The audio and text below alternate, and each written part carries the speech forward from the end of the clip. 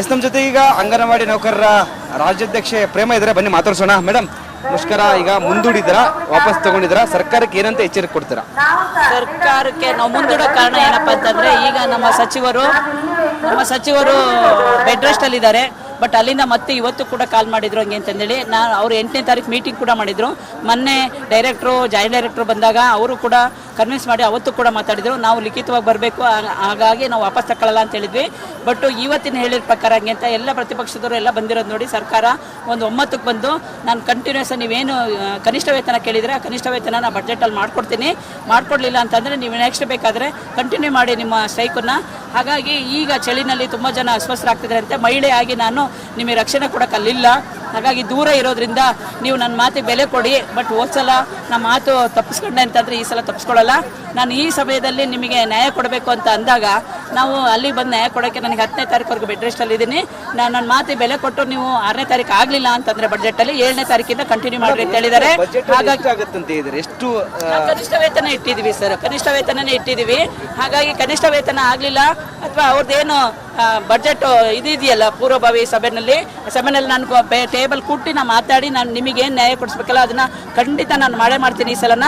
ಹಾಗಾಗಿ ನೀವು ಚಳುವಳಿ ವಾಪಸ್ ತಗೋಬೇಡಿ, ಬೇಕಿದ್ರೆ ಮುಂದೂಡ್ಕೊಂಡು ಇಲ್ಲ ಆಗಲಿಲ್ಲ ಅಂತಂದರೆ ನೀವು ಮುಂದೆ ಕಂಟಿನ್ಯೂ ಮಾಡ್ಬೋದು.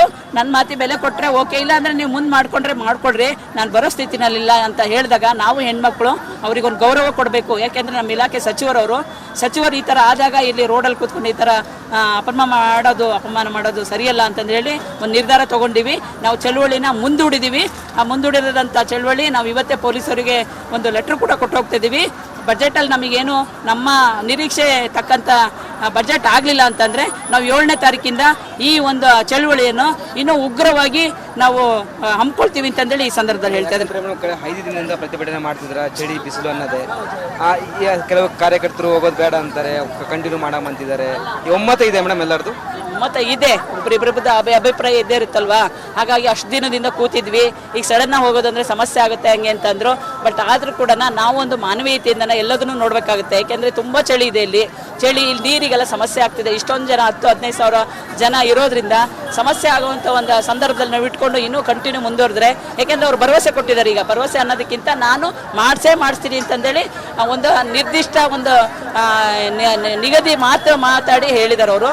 ನಾನು ಮಾಡಿಸ್ತೀನಿ ಅಂತಂದು ಹೇಳಿದಾಗ ನನ್ನ ಮೇಲೆ ನಂಬಿಕೆ ಅಂತ ಹೋದ್ಸಲ ಇಟ್ಟಿದ್ದೆ, ನಾನು ಉಳಿಸ್ಕೊಂಡಿಲ್ಲ, ಈ ಸಲ ಉಳಿಸ್ಕೊತೀನಿ ಅಂತಾರೆ ಅವರು ಪ್ರಾಮಾಣಿಕವಾಗಿ ಹೇಳಿರೋದ್ರಿಂದ ನಾವು ಇದನ್ನು ವಾಪಸ್ ತಗೊಂಡಿದ್ವಿ.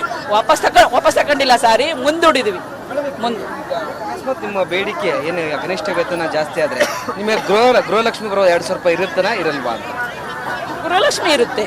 ಗೃಹಲಕ್ಷ್ಮಿ ಏನು ಎಲ್ಲರಿಗೂ ಬರ್ತಾ ಇಲ್ಲ. ಈಗ ಅದು ಗೃಹಲಕ್ಷ್ಮಿ ಸಪ್ರೇಟ್ ಅದು ಏನಿದೆಯಲ್ಲ, ನಾವು ಕೇಳಿದ್ದು ಗೃಹಲಕ್ಷ್ಮಿ ಅದು ಕಾರ್ಡ್ ಇದು ಮಾಡಿ ಅಂತ ಕೇಳಲಿಲ್ಲ. ನಾವು ಹಿಂದೆ ಕೇಳಿದ್ವಿ ಗೃಹಲಕ್ಷ್ಮಿ ಕೊಡಲ್ಲ ಅಂತ ಒಂದು ಎಲ್ಲೇ ಕೇಳ್ಪಟ್ಟೆ ಈ ಒಂದು ವಿಷಯ ಅದಕ್ಕೆ ಇಲ್ಲ ಗೃಹಲಕ್ಷ್ಮಿಗೂ ನಮಗೆ ಸಂಬಂಧ ಇಲ್ಲ. ಗೃಹಲಕ್ಷ್ಮಿ ಯಾರಿಗೆ ಏನು ಬರ್ತೈತಲ್ಲ ಅದು ಬರ್ತಾ ಇರ್ತಂದೆ, ಸ್ಕೀಮ್ ಏನಿದೆ ಅದು ಬರುತ್ತೆ. ನಾವು ಕೇಳಿರೋದು ಅದನ್ನು ಬಿಟ್ಟು ಕನಿಷ್ಠ ವೇತನ ಕೊಡಿ ಅಂತ ನಾವು ಕೇಳಿರೋದು. ಅಷ್ಟು ಬಿಟ್ಟರೆ ನಾವು ಗೃಹಲಕ್ಷ್ಮಿ ಅದು ಕಾರ್ಡ್ ಮಾಡಿಕೊಡಿ ಅಂತ ಕೇಳಿಲ್ಲ. ಹಾಗಾಗಿ ನಮ್ಮದು 6ನೇ ತಾರೀಕು ಏನು ತೀರ್ಪು ಬರುತ್ತೆ ಅದು ನೋಡಿಕೊಂಡು ಮುಂದಿನ 7ನೇ ತಾರೀಕು ನಾವು ಚಳುವಳಿನ ಮುಂದೂಡಿದ್ದೀವಿ ಸರ್. ಓಕೆ ಸರ್, ಇದಿಷ್ಟು ಅಂಗನವಾಡಿ ನೌಕರರ ರಾಜ್ಯಾಧ್ಯಕ್ಷೆ ಪ್ರೇಮವರ ಮಾತಾಗಿತ್ತು. ಅಂದರೆ ನಾವು ಪ್ರತಿಭಟನೆ ಮುಂದೂಡಿದ್ದೀವಿ, ವಾಪಸ್ ತೆಗೆದುಕೊಂಡಿಲ್ಲ. ಮಾರ್ಚ್ 6ರ ಬಜೆಟ್ ಇದೆ, ರಾಜ್ಯ ಬಜೆಟು. ಆ ಬಜೆಟ್ ನಂತರ ನಮ್ಮ ಬೇಡಿಕೆ ಏನಾದರೂ ಈಡೇರಿಲ್ಲ ಅಂದರೆ ಮತ್ತೆ ಉಗ್ರವಾದ ಹೋರಾಟ ಮಾಡ್ತೇವೆ ಅಂತ ಸರ್ಕಾರಕ್ಕೆ ಎಚ್ಚರಿಕೆ ನೀಡಿದ್ದಾರೆ. ಕ್ಯಾಮ್ರಾ ಪರ್ಸನ್ ರಘು ಜೊತೆ ವೀರೇಶ್, ರಿಪಬ್ಲಿಕ್ ಕನ್ನಡ, ಬೆಂಗಳೂರು.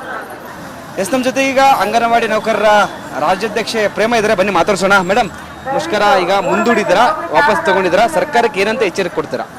ಸರ್ಕಾರಕ್ಕೆ ನಾವು ಮುಂದೂಡೋ ಕಾರಣ ಏನಪ್ಪಾ ಅಂತಂದ್ರೆ, ಈಗ ನಮ್ಮ ಸಚಿವರು ಬೆಡ್ ರೆಸ್ಟ್ ಅಲ್ಲಿ ಇದ್ದಾರೆ. ಬಟ್ ಅಲ್ಲಿಂದ ಮತ್ತೆ ಇವತ್ತು ಕೂಡ ಕಾಲ್ ಮಾಡಿದ್ರು ಹಂಗೆ ಅಂತಂದೇಳಿ. ಅವ್ರು 8ನೇ ತಾರೀಕು ಮೀಟಿಂಗ್ ಕೂಡ ಮಾಡಿದ್ರು.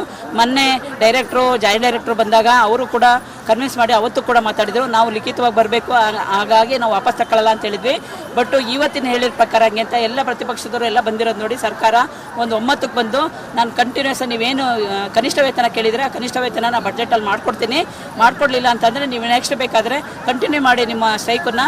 ಹಾಗಾಗಿ ಈಗ ಚಳಿನಲ್ಲಿ ತುಂಬ ಜನ ಅಸ್ವಸ್ಥರಾಗ್ತಿದ್ದಾರೆ ಅಂತ. ಮಹಿಳೆಯಾಗಿ ನಾನು ನಿಮಗೆ ರಕ್ಷಣೆ ಕೊಡೋಕ್ಕಲ್ಲಿಲ್ಲ, ಹಾಗಾಗಿ ದೂರ ಇರೋದ್ರಿಂದ ನೀವು ನನ್ನ ಮಾತಿಗೆ ಬೆಲೆ ಕೊಡಿ. ಬಟ್ ಹೋದ್ಸಲ ನಮ್ಮ ಮಾತು ತಪ್ಪಿಸ್ಕೊಂಡೆ ಅಂತಂದರೆ ಈ ಸಲ ತಪ್ಪಿಸ್ಕೊಳ್ಳಲ್ಲ. ನಾನು ಈ ಸಮಯದಲ್ಲಿ ನಿಮಗೆ ನ್ಯಾಯ ಕೊಡಬೇಕು ಅಂತ ಅಂದಾಗ ನಾವು ಅಲ್ಲಿ ಬಂದು ನ್ಯಾಯ ಕೊಡೋಕ್ಕೆ ನನಗೆ 10ನೇ ತಾರೀಕುವರೆಗೂ ಬೆಡ್ ರೆಸ್ಟಲ್ಲಿ ಇದ್ದೀನಿ. ನನ್ನ ಮಾತಿಗೆ ಬೆಲೆ ಕೊಟ್ಟು ನೀವು 6ನೇ ತಾರೀಕು ಆಗಲಿಲ್ಲ ಅಂತಂದರೆ ಬಡ್ಜೆಟಲ್ಲಿ 7ನೇ ತಾರೀಕಿಂದ ಕಂಟಿನ್ಯೂ ಮಾಡಿರಿ ಅಂತ ಹೇಳಿದ್ದಾರೆ. ಹಾಗಾಗಿ ಆಗುತ್ತಂತ ಇದ್ರೆ ಎಷ್ಟು ಕನಿಷ್ಠ ವೇತನ ಇಟ್ಟಿದ್ದೀವಿ ಸರ್, ಕನಿಷ್ಠ ವೇತನನೇ ಇಟ್ಟಿದ್ದೀವಿ. ಹಾಗಾಗಿ ಕನಿಷ್ಠ ವೇತನ ಆಗಲಿಲ್ಲ ಅಥವಾ ಅವ್ರದ್ದೇನು ಬಡ್ಜೆಟ್ ಇದೆಯಲ್ಲ ಪೂರ್ವಭಾವಿ ಸಭೆಯಲ್ಲಿ ನಾನು ಟೇಬಲ್ ಕೂಟಿ ನಾನು ಮಾತಾಡಿ ನಾನು ನಿಮಗೇನು ನ್ಯಾಯ ಕೊಡಿಸ್ಬೇಕಲ್ಲ ಅದನ್ನು ಖಂಡಿತ ನಾನು ಮಾಡ್ತೀನಿ ಈ ಸಲನ. ಹಾಗಾಗಿ ನೀವು ಚಳುವಳಿ ವಾಪಸ್ ತಗೋಬೇಡಿ, ಬೇಕಿದ್ರೆ ಮುಂದೂಡ್ಕೊಂಡು ಇಲ್ಲ ಆಗಲಿಲ್ಲ ಅಂತಂದರೆ ನೀವು ಮುಂದೆ ಕಂಟಿನ್ಯೂ ಮಾಡ್ಬೋದು. ನನ್ನ ಮಾತಿ ಬೆಲೆ ಕೊಟ್ಟರೆ ಓಕೆ, ಇಲ್ಲ ಅಂದರೆ ನೀವು ಮುಂದೆ ಮಾಡ್ಕೊಡ್ರಿ, ನಾನು ಬರೋ ಸ್ಥಿತಿನಲ್ಲಿಲ್ಲ ಅಂತ ಹೇಳಿದಾಗ ನಾವು ಹೆಣ್ಮಕ್ಳು ಅವ್ರಿಗೊಂದು ಗೌರವ ಕೊಡಬೇಕು. ಯಾಕೆಂದರೆ ನಮ್ಮ ಇಲಾಖೆ ಸಚಿವರು ಈ ಥರ ಆದಾಗ ಇಲ್ಲಿ ರೋಡಲ್ಲಿ ಕೂತ್ಕೊಂಡು ಈ ಥರ ಅಪಮಾನ ಮಾಡೋದು ಸರಿಯಲ್ಲ ಅಂತಂದು ಹೇಳಿ ಒಂದು ನಿರ್ಧಾರ ತೊಗೊಂಡಿವಿ. ನಾವು ಚಳುವಳಿನ ಮುಂದೂಡಿದ್ದೀವಿ. ಆ ಮುಂದೂಡಿರೋದಂಥ ಚಳುವಳಿ ನಾವು ಇವತ್ತೇ ಪೊಲೀಸರಿಗೆ ಒಂದು ಲೆಟ್ರ್ ಕೂಡ ಕೊಟ್ಟು ಹೋಗ್ತಿದ್ದೀವಿ. ಬಜೆಟಲ್ಲಿ ನಮಗೇನು ನಮ್ಮ ನಿರೀಕ್ಷೆ ತಕ್ಕಂಥ ಬಜೆಟ್ ಆಗಲಿಲ್ಲ ಅಂತಂದರೆ ನಾವು 7ನೇ ತಾರೀಕಿಂದ ಈ ಒಂದು ಚಳುವಳಿಯನ್ನು ಇನ್ನೂ ಉಗ್ರವಾಗಿ ನಾವು ಹಮ್ಮಿಕೊಳ್ತೀವಿ ಅಂತಂದೇಳಿ ಈ ಸಂದರ್ಭದಲ್ಲಿ ಹೇಳ್ತಾ ಇದ್ದೀನಿ. 5 ದಿನದಿಂದ ಪ್ರತಿಭಟನೆ ಮಾಡ್ತಿದ್ರ, ಚಳಿ ಬಿಸಿಲು ಅನ್ನೋದೇ ಕೆಲವು ಕಾರ್ಯಕರ್ತರು ಹೋಗೋದು ಬೇಡ ಅಂತಾರೆ, ಕಂಟಿನ್ಯೂ ಮಾಡಂತಿದ್ದಾರೆ. ಒಮ್ಮತ ಇದೆ ಮೇಡಮ್ ಎಲ್ಲರದು? ಒಮ್ಮತ ಇದೆ, ಒಬ್ಬರಿಬ್ಬರದ್ದು ಅಭಿಪ್ರಾಯ ಇದ್ದೇ ಇರುತ್ತಲ್ವಾ. ಹಾಗಾಗಿ ಅಷ್ಟು ದಿನದಿಂದ ಕೂತಿದ್ವಿ. ಈಗ ಸಡನ್ನಾಗಿ ಹೋಗೋದಂದ್ರೆ ಸಮಸ್ಯೆ ಆಗುತ್ತೆ ಹಂಗೆ ಅಂತಂದ್ರು.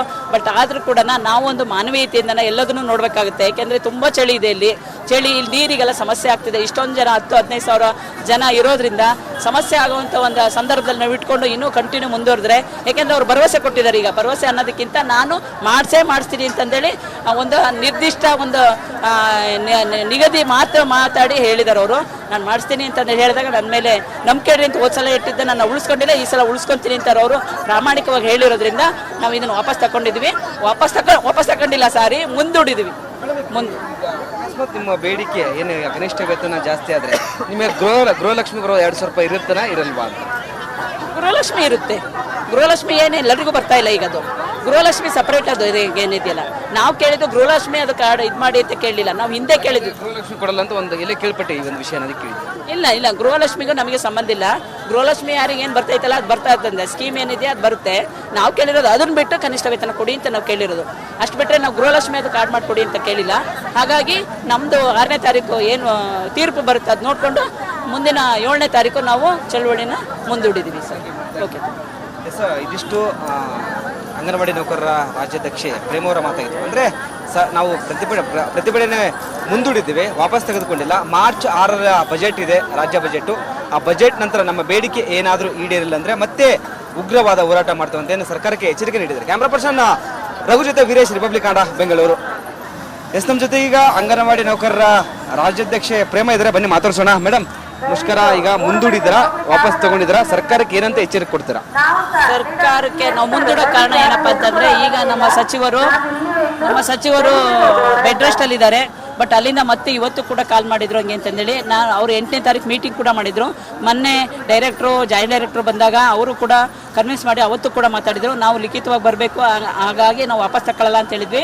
ಬಟ್ ಇವತ್ತಿನ ಹೇಳಿದ ಪ್ರಕಾರ ಹಂಗೆ ಅಂತ ಎಲ್ಲ ಪ್ರತಿಪಕ್ಷದವರು ಎಲ್ಲ ಬಂದಿರೋದು ನೋಡಿ ಸರ್ಕಾರ ಒಂದು ಒಮ್ಮತಕ್ಕೆ ಬಂದು, ನಾನು ಕಂಟಿನ್ಯೂಸ್ ನೀವೇನು ಕನಿಷ್ಠ ವೇತನ ಕೇಳಿದರೆ ಆ ಕನಿಷ್ಠ ವೇತನ ನಾನು ಬಡ್ಜೆಟಲ್ಲಿ ಮಾಡ್ಕೊಡ್ಲಿಲ್ಲ ಅಂತಂದರೆ ನೀವು ನೆಕ್ಸ್ಟ್ ಬೇಕಾದರೆ ಕಂಟಿನ್ಯೂ ಮಾಡಿ ನಿಮ್ಮ ಸ್ಟ್ರೈಕನ್ನು.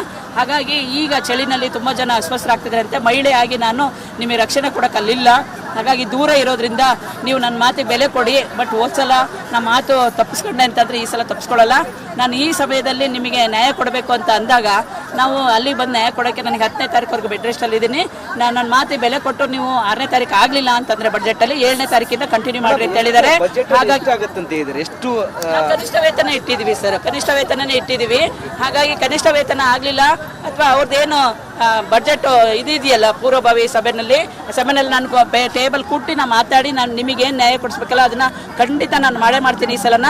ಹಾಗಾಗಿ ನೀವು ಚಳುವಳಿ ವಾಪಸ್ ತಗೋಬೇಡಿ, ಬೇಕಿದ್ರೆ ಮುಂದೂಡ್ಕೊಂಡು ಇಲ್ಲ ಆಗಲಿಲ್ಲ ಅಂತಂದರೆ ನೀವು ಮುಂದೆ ಕಂಟಿನ್ಯೂ ಮಾಡ್ಬೋದು.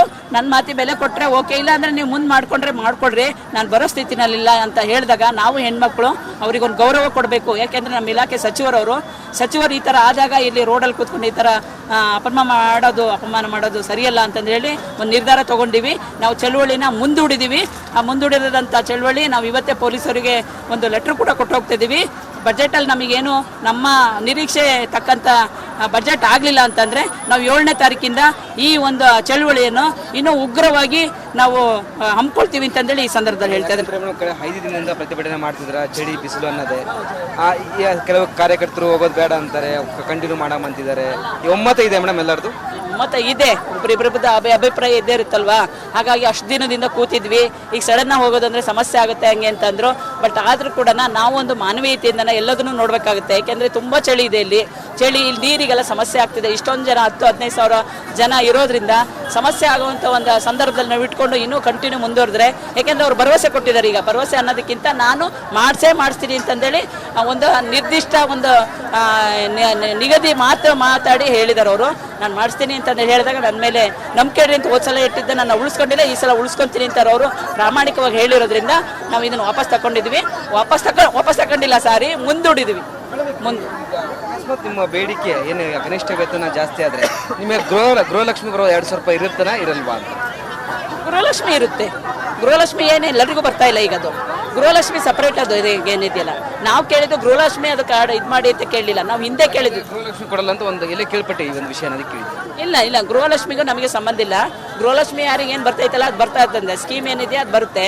ನಾವು ಕೇಳಿರೋದು ಅದನ್ನ ಬಿಟ್ಟು ಕನಿಷ್ಠ ವೇತನ ಕೊಡಿ ಅಂತ ನಾವು ಕೇಳಿರೋದು. ಅಷ್ಟು ಬಿಟ್ಟರೆ ನಾವು ಗೃಹಲಕ್ಷ್ಮಿ ಅದು ಕಾರ್ಡ್ ಮಾಡಿಕೊಡಿ ಅಂತ ಕೇಳಿಲ್ಲ. ಹಾಗಾಗಿ ನಮ್ಮದು 6ನೇ ತಾರೀಕು ಏನು ತೀರ್ಪು ಬರುತ್ತೆ ಅದು ನೋಡಿಕೊಂಡು ಮುಂದಿನ 7ನೇ ತಾರೀಕು ನಾವು ಚಳುವಳಿನ ಮುಂದೂಡಿದ್ದೀವಿ ಸರ್. ಓಕೆ ಸರ್, ಇದಿಷ್ಟು ಅಂಗನವಾಡಿ ನೌಕರರ ರಾಜ್ಯಾಧ್ಯಕ್ಷೆ ಪ್ರೇಮವರ ಮಾತಾಗಿತ್ತು. ಅಂದರೆ ನಾವು ಪ್ರತಿಭಟನೆ ಮುಂದೂಡಿದ್ದೇವೆ, ವಾಪಸ್ ತೆಗೆದುಕೊಂಡಿಲ್ಲ. ಮಾರ್ಚ್ 6ರ ಬಜೆಟ್ ಇದೆ, ರಾಜ್ಯ ಬಜೆಟು.